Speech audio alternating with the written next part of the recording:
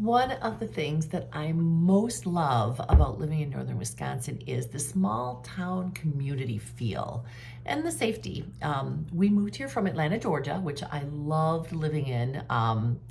But when it came time when my kids were little, is when there was a lot of carjackings. When your kids were in your car, you'd pull up to the gas station and somebody would steal your car with your kids in the car seat in the back. So when we had our son, who's now 27, my husband and I made a very big decision to move to the Northwoods, and it's honestly something I've never regretted.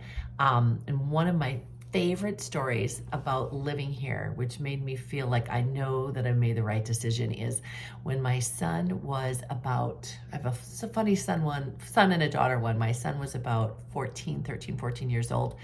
He was down at the local park, Silver Lake Beach, and he was hanging out with a bunch of his friends. And he was at a sleepover at another person's house, and it must have been past curfew, 11:30.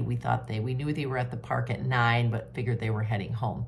Well, we got a call from the local police officer, who was also a soccer dad, and he said, "Hey, I'm not sure if you guys are aware of this, but your son and a couple of boys are still hanging out on Silver Lake Beach.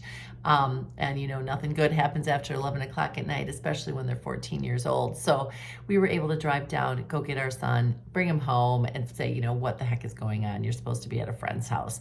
Love, love, love where I live, where I raise my kids, and the sense of security that you're not the only one watching out for them. They've got a big arm blanket around them, also helping me be a better parent. So just one of the great stories about living in northern Wisconsin.